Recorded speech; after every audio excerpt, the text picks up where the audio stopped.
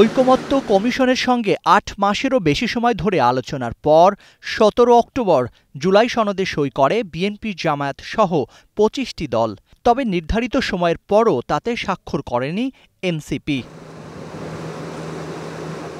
এ নিয়ে নতুন করে বিপত্তি শুরু হয় বাস্তবায়নের সুপারিশ সহ চূড়ান্ত জুলাই সনদ প্রধান উপদেষ্টার কাছে জমা দেওয়ার পর। এই ঐকমত্য কমিশন, এটা আমি বলবো জনগণের সঙ্গে এটা একটা প্রতারণা, রাজনৈতিক দলগুলোর সঙ্গে এটা প্রতারণা। আমরা এই সিদ্ধান্তকে ওয়েলকাম করেছি এবং ইতিবাচক হিসেবে দেখেছি। গণ অভ্যুত্থানের যে বহিঃপ্রকাশ, সেই বহিঃপ্রকাশ জায়গাটা তারা লিগ্যাল ফ্রেমওয়ার্কে নিয়ে পিপলস উইলকে সর্বোচ্চ জায়গা স্বীকৃতি দিয়েছেন। এটা জনতার ঐতিহাসিক বিজয়। তবে সরকারের প্রস্তাব মতো রাজনৈতিক দলগুলো একমত হতে না পারায় এর ইতি টানলেন প্রধান উপদেষ্টা নিজেই। রাজনৈতিক দলগুলো কর্তৃক স্বাক্ষরিত জুলাই সনদকে মূল দলিল হিসেবে ধরে নিয়ে অন্তর্বর্তী সরকার আজকের উপদেষ্টা মণ্ডলীর সভায় জুলাই জাতীয় সনদ সংবিধান সংস্কার বাস্তবায়ন আদেশ ২০২৫ অনুমোদন করেছে। বিএনপির দাবি অনুযায়ী নির্বাচনের দিন গণভোটের সিদ্ধান্ত এলেও সই করা সনদের সঙ্গে জুলাই সনদ বাস্তবায়ন আদেশের বিস্তর ফারাক দেখছে বিএনপি।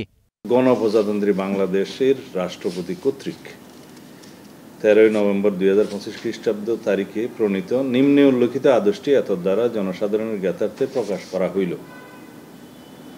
তার মানেই বোঝা যাচ্ছে এটা রাষ্ট্রপতি এই আদেশটা জারি করেছেন।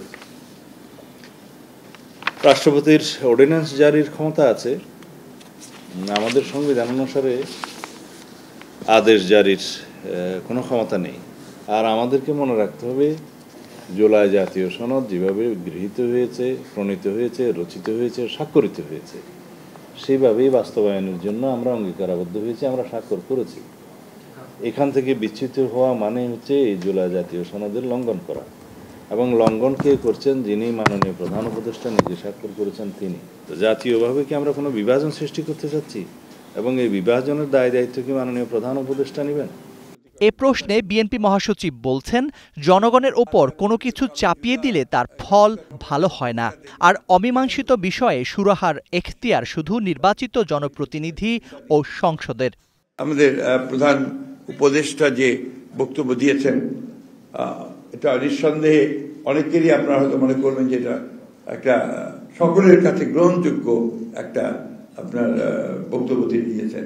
কিন্তু এর মধ্যে দ্বিমত থাকতে পারে, আপনার অন্য মত থাকতে পারে, কিন্তু মূল কথাটা হচ্ছে যে আমরা যেটা বুঝি যে অতি দ্রুত যেটা ঘোষণা হয়েছে ইতিমধ্যে, যে ২০২৬ সালের ফেব্রুয়ারি মাসে একটা নির্বাচন দিয়ে আপনার জনগণের একটা পার্লামেন্ট নির্বাচন করা, এবং সেই পার্লামেন্টই জনগণের সমস্ত অমীমাংসিত যে আপনার ইস্যুগুলো আছে, সেই ইস্যুগুলো নিয়ে আলোচনা করে তারা সেখানে সুনির্দিষ্ট একটা সামনের দিকে এগিয়ে যাওয়ার পথ বাড়তে দিতে পারবেন।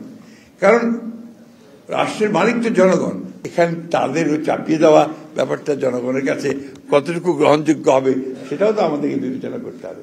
প্রধান উপদেষ্টার ভাষণের পরই গুলশানে দলের নীতি নির্ধারণী পর্ষদের জরুরি সভা ডেকেছে বিএনপি। দলের চূড়ান্ত অবস্থান জানা যাবে এরপরই। Zakaria Ahmed, star news, Dhaka.